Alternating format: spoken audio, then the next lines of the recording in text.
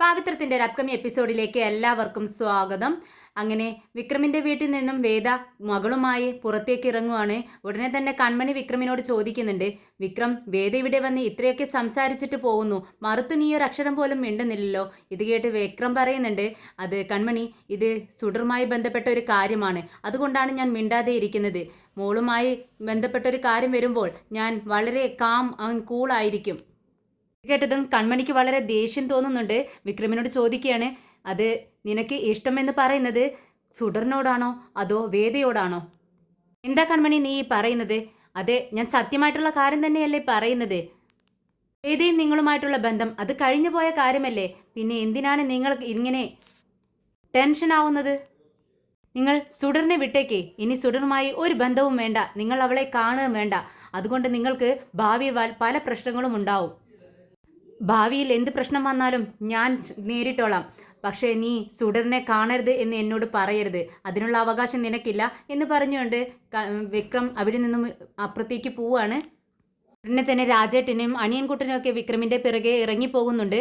ഇത് കണ്ടതും കൺമണിയുടെ അച്ഛൻ കൺമണിയോട് ചോദിക്കുന്നുണ്ട്, എന്താ മോളെ ഇതെല്ലാം? ഈ വിക്രം സുഡർ മോളെ പിറകെ തന്നെ ഉണ്ടല്ലോ, വിവാഹത്തിന് ശേഷവും സുഡർമാളുമായിട്ടുള്ള ബന്ധം തുടരുമെന്നാണ് എനിക്ക് തോന്നുന്നത്. ഇതൊന്നും അത്ര നന്നായിട്ട് എനിക്ക് തോന്നുന്നില്ല. അച്ഛൻ വിഷമിക്കേണ്ട ആവശ്യമില്ല, അവരെ തടുക്കാൻ നമുക്ക് കഴിയില്ല. നമ്മൾ വിചാരിച്ചതിനേക്കാൾ അപ്പുറമാണ് വിക്രമിന് സുഡറിനോടുള്ള സ്നേഹം. അതുകൊണ്ട് അവരെ തടുത്തു നിർത്താൻ നമുക്ക് പറ്റത്തില്ല. അതുകൊണ്ട് വിക്രം പോകുന്ന വഴിയിലേ നമുക്ക് സഞ്ചരിക്കാം. എത്ര വരെ പോകുമെന്ന് നമുക്ക് നോക്കാലോ. ഏതാ മോളെ തോളിൽ കിടത്തിക്കൊണ്ട് അകത്തേക്ക് കയറി വരുവാണ്. തരുൺ പെട്ടെന്ന് വേദയുടെ അടുത്തേക്ക് ചെല്ലുന്നുണ്ട്. മോൾ ഉറങ്ങിയോ എന്ന് ചോദിക്കുമ്പോഴേക്കും വേദ, മുണ്ടരുത്, മോൾ ഉറങ്ങുകയാണ് എന്ന് പറഞ്ഞുകൊണ്ട് പെട്ടെന്ന് തന്നെ വിജിയുടെ തോളിലേക്ക് കിടത്തി കൊടുക്കുവാണ്. സുഡർമോള് നല്ല ഉറക്കത്തിലാണ്, ഒന്നും അറിഞ്ഞിട്ടില്ല. പെട്ടെന്ന് വിജി പറയുന്നുണ്ട്, ഞാൻ മോളെ ബെഡിൽ കൊണ്ട് കിടത്തിയിട്ട് വരാം വേദേ എന്ന് പറഞ്ഞുകൊണ്ട് റൂമിലേക്ക് പോകുന്നുണ്ട്. തരുൺ ചോദിക്കുന്നുണ്ട്, മോള് അവിടെ ഉണ്ടായിരുന്നു അല്ലേ? അതെ തരുൺ, വിക്രമിൻ്റെ അടുത്തുണ്ടായിരുന്നു. എന്നിട്ടും കപിലൻ അവനെ അറസ്റ്റ് ചെയ്തില്ലേ എന്ന് ചോദിക്കുകയാണ്. ഇല്ല, അറസ്റ്റ് ചെയ്യാൻ അവൻ തെറ്റൊന്നും ചെയ്തിട്ടില്ല. മോള് തനിയെ വിക്രമിൻ്റെ അടുത്തേക്ക് പോവുമായിരുന്നു. അപ്പോഴേക്കും വിജി അങ്ങോട്ടേക്ക് വരുന്നുണ്ട്. വിജി പറയുന്നുണ്ട്, വേദേ, നീ പോയതിനു ശേഷമാണ് ഞാൻ CCTV ഫുട്ടേജ് പരിശോധിച്ചത്. അതിൽ മോള് തനിയെ പോകുന്നത് ഞാൻ കണ്ടു വേദേ. ഉടനെ വേദ പറയുന്നുണ്ട്, ആ ശരിയായിരിക്കാം ചേച്ചി, എന്തായാലും അവൻ തിരികെ മോളെ ഇങ്ങോട്ടേക്ക് കൊണ്ടുവരാൻ വേണ്ടി നിൽക്കുമായിരുന്നു. അപ്പോഴാണ് ഞങ്ങൾ അങ്ങോട്ടേക്ക് എത്തിയത്. ഞങ്ങൾ മോളെ ഇങ്ങോട്ടേക്ക് കൊണ്ടുവന്നു. നീ ദേഷ്യപ്പെടാതെ മോളെ സമാധാനിപ്പിച്ചിട്ടല്ലേ ഇങ്ങോട്ടേക്ക് കൊണ്ടുവന്നത്. വിക്രമിനോ ദേഷ്യപ്പെട്ടോ നീ എന്ന് ചോദിക്കുകയാണ് വിജി. ഇത് കേട്ടതും വേദ പറയുന്നുണ്ട്, അത് എങ്ങനെയാ ചേച്ചി, എന്നോട് ദേഷ്യപ്പെട്ടാൽ എനിക്ക് തിരിച്ചും ദേഷ്യം വരും. അപ്പോൾ നീ അവനോട് ശണ്ട കൂടിയിട്ടാണോ ഈ വരുന്നത്? ആ അതെ, എന്നോട് ദേഷ്യപ്പെടുമ്പോൾ എനിക്ക് ദേഷ്യം വരത്തില്ലേ? ഞാനും ദേഷ്യപ്പെട്ടു. എന്താ വേദ ഇത്, ഇങ്ങനെയൊക്കെയാണോ? നമ്മുടെ മോളെ അവൻ സംരക്ഷിച്ചതല്ലേ എന്ന് ചോദിക്കുകയാണ് വിജി.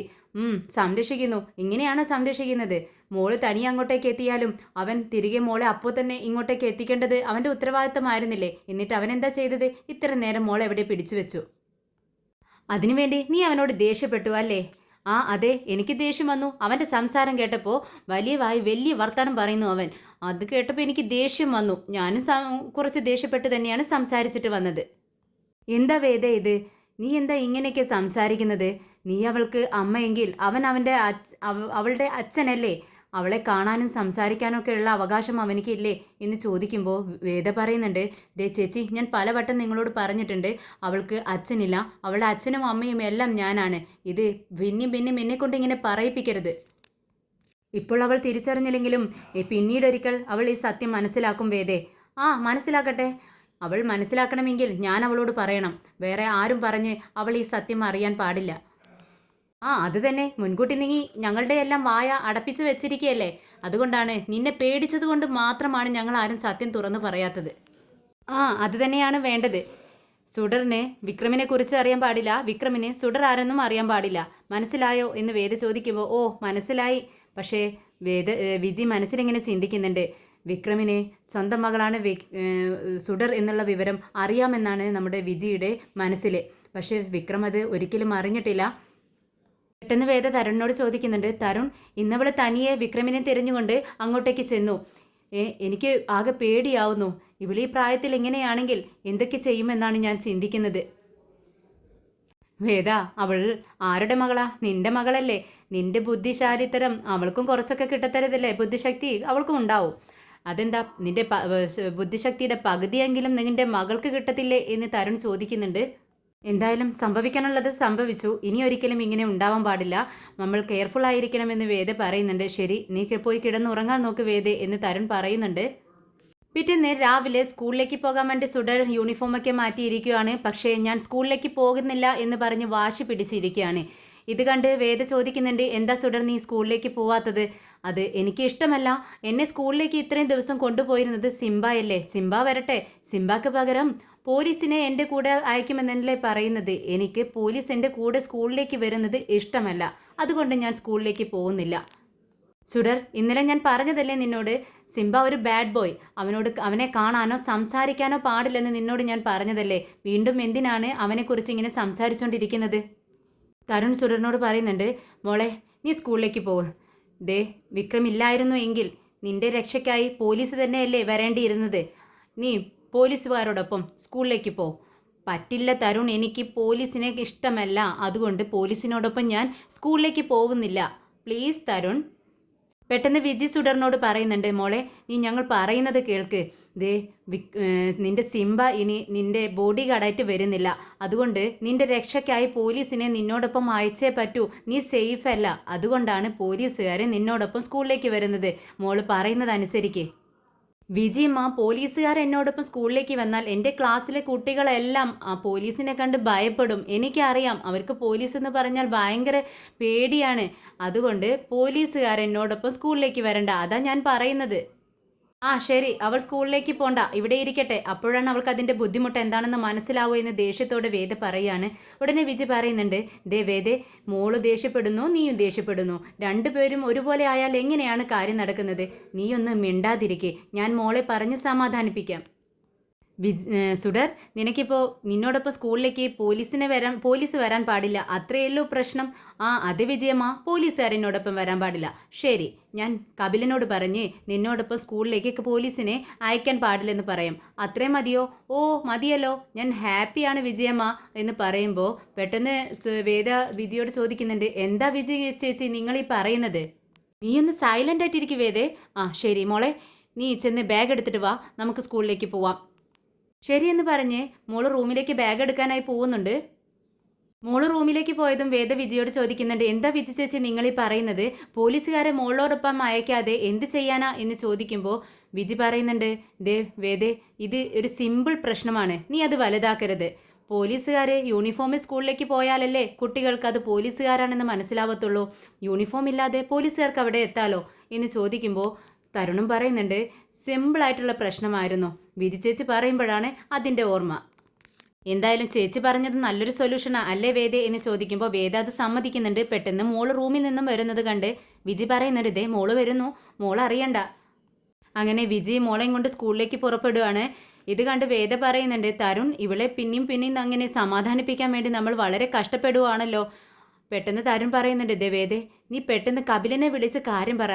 അവർ പോലീസുകാരെ ഗാർഡ്സിനെയെല്ലാം പോലീസ് വേഷത്തിൽ അങ്ങോട്ടേക്ക് അയക്കും. അപ്പോഴേക്കും നീ പെട്ടെന്ന് കപിലിനെ വിളിച്ച് പറയെന്ന് പറയുവാണ്.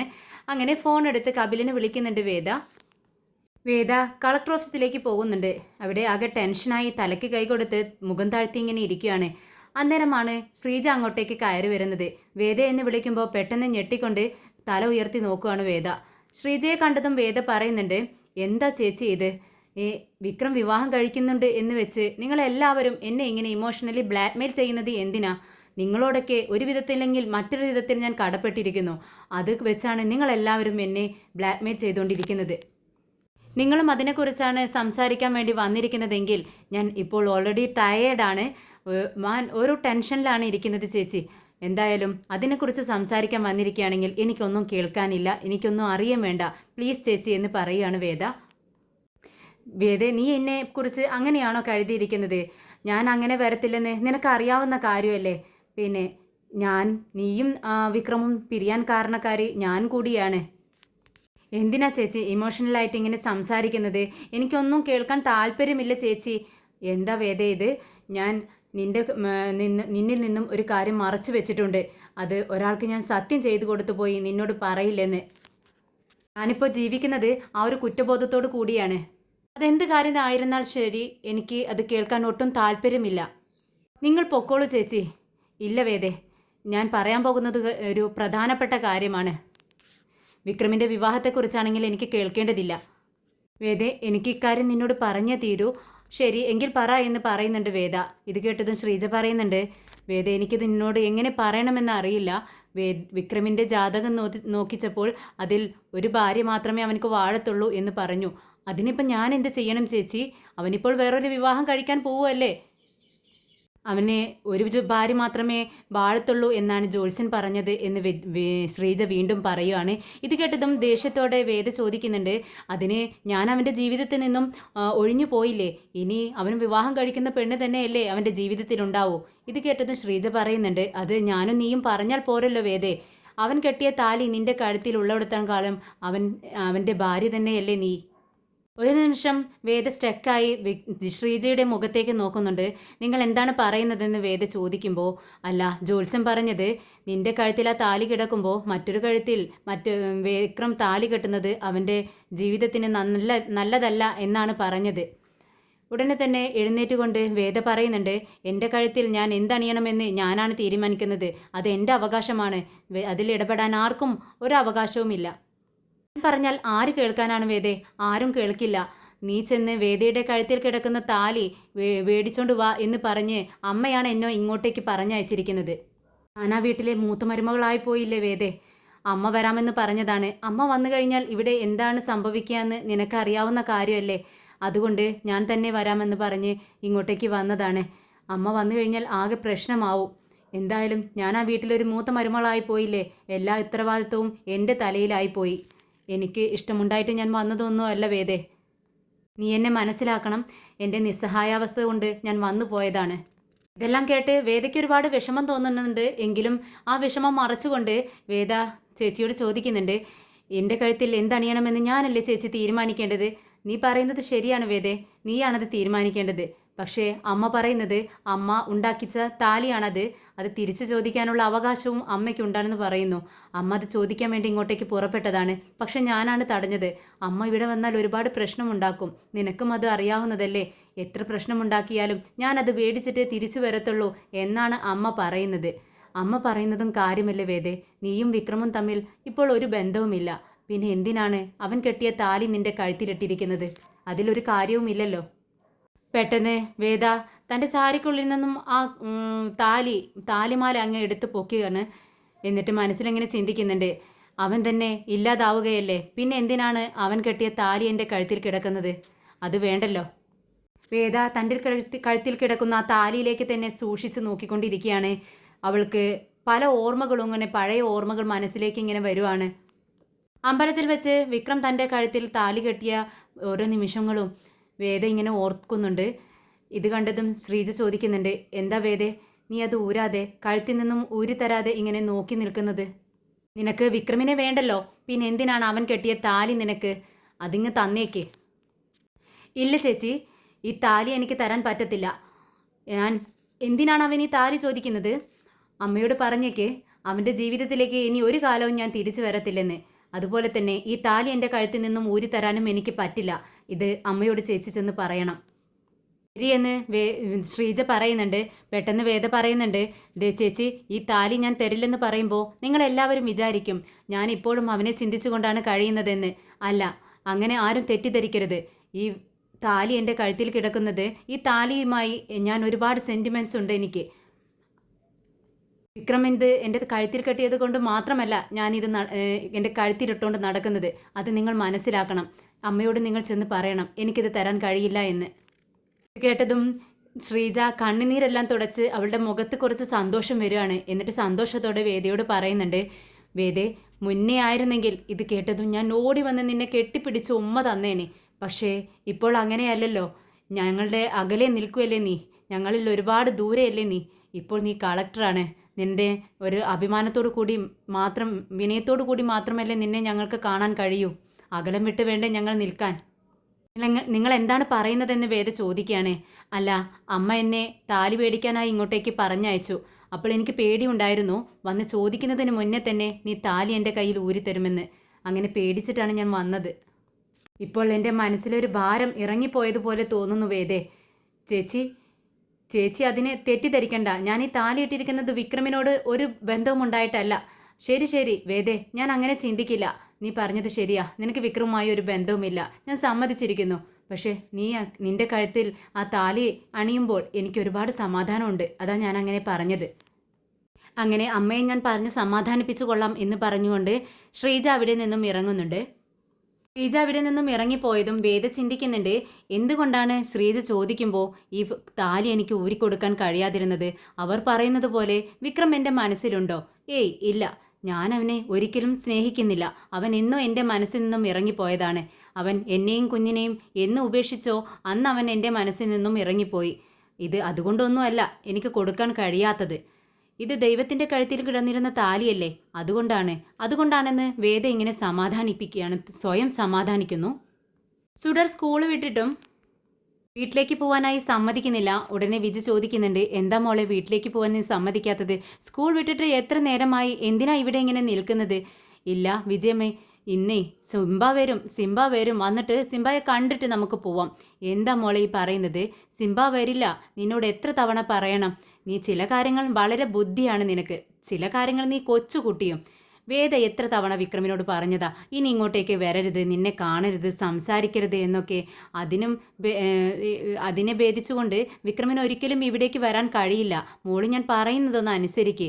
നിനക്ക് മനസ്സിലാവുന്നുണ്ടോ ഞാൻ പറയുന്നതെന്ന് ചോദിക്കുകയാണ്. ഉടനെ തന്നെ സുഡർ പറയുന്നുണ്ട്, ദേ കണ്ടോ, തൻ്റെ കയ്യിലുള്ള ഒരു പേപ്പർ എടുത്ത് വിജയെ കാണിക്കുകയാണ് സുഡർ. എന്നിട്ട് പറയുന്നുണ്ട്, ഇത് ഞാൻ സിംബാക്ക് കൊടുക്കാൻ വേണ്ടി ഒരു ഫ്ലവർ വരച്ചിട്ടുള്ളതാ. സിംബ ഇന്ന് വരും, എന്നിട്ട് ഞാൻ ഇത് സിംബാക്ക് കൊടുക്കും, എന്നിട്ടാണ് നമ്മൾ വീട്ടിലേക്ക് പോകുന്നത്. ഉടനെ തന്നെ വിജി പറയുന്നുണ്ട്, ശരി, ഒരു 5 മിനിറ്റ് ഞാൻ കാത്തു നിൽക്കും. എന്നിട്ടും സിംബ വന്നില്ലെങ്കിൽ നമ്മൾ രണ്ടുപേരും ഉടനെ തന്നെ വീട്ടിലേക്ക് മടങ്ങും.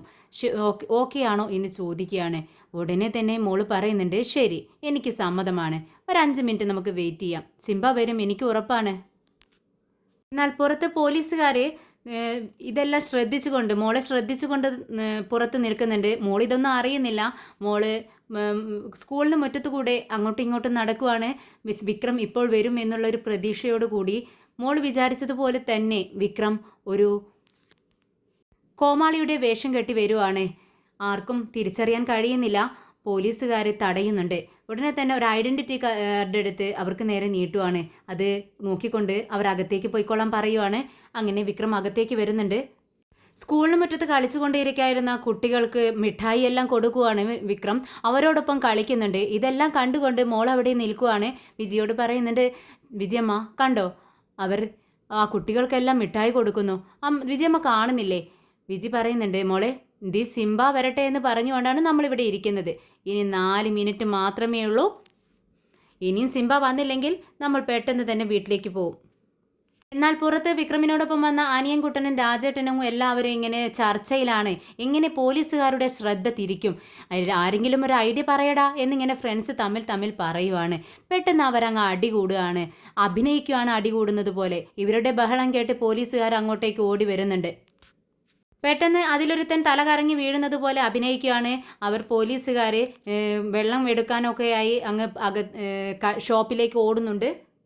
സുഡർ അങ്ങനെ സിംബായെ കാത്തുകൊണ്ടിരിക്കുകയാണ്. പെട്ടെന്നാണ് ആ കൗമാളി വേഷം കെട്ടിയ ആളെ സുഡറിൻ്റെ അടുത്തേക്ക് വരുന്നത്. സുഡർ എന്താണ് ഇങ്ങനെ കളിക്കാനായിട്ട് വരാത്തത് എന്ന് പറഞ്ഞുകൊണ്ട് സുഡറിനെയും കൂട്ടിക്കൊണ്ട് കുറച്ചു നേരം കളിക്കുവാണ്. വിജി ഇത് നോക്കിക്കൊണ്ടിരിക്കുന്നുണ്ട്. പെട്ടെന്ന് തൻ്റെ മുഖംമൂടി അങ്ങ് അഴിച്ചു മാറ്റുവാണ്. വിക്രമിനെ കണ്ടതും വിജി പെട്ടെന്ന് അങ്ങ് എഴുന്നേൽക്കുന്നുണ്ട്. വിക്രം, നീയോ?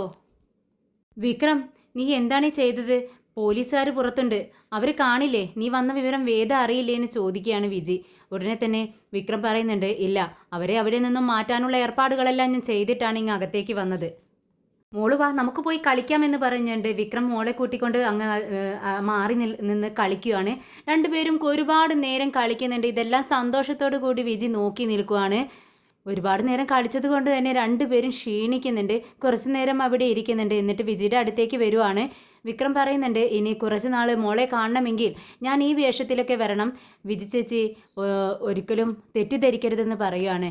ഉടനെ വിജി പറയുന്നുണ്ട്, ഞാൻ എന്തിന് തെറ്റിദ്ധരിക്കണം? എനിക്കറിയാം കാര്യങ്ങളെല്ലാം. പിന്നെ വേദ ഇതൊന്നും അറിയരുത് എന്നുള്ള ഒരു ആഗ്രഹം മാത്രമേ എനിക്കുള്ളൂ. ശരി, ഞങ്ങൾ പോട്ടെ എന്ന് പറയുവാണ് ബിജി. ഉടനെ തന്നെ മോള് തൻ്റെ കയ്യിലുണ്ടായിരുന്ന ആ റോസാപ്പൂ വരച്ച പേപ്പർ അങ്ങ് വിക്രമിന് കൊടുക്കുവാണ്. വിക്രം അത് നോക്കിക്കൊണ്ട് സൂപ്പറായിട്ടുണ്ടെന്ന് പറയുന്നു. എന്നിട്ട് തൻ്റെ കയ്യിൽ വെക്കുകയാണ്. അപ്പോഴേക്കും പോലീസുകാരങ്ങോട്ടേക്ക് എത്തുന്നുണ്ട്. ഉടനെ തന്നെ തൻ്റെ മുഖംമൂടി എടുത്ത് വെക്കുകയാണ് വിക്രം. ശരി, ഓക്കെ എന്ന് പറഞ്ഞുകൊണ്ട് അവിടെ നിന്നും ഇറങ്ങുന്നുണ്ട് അവർ.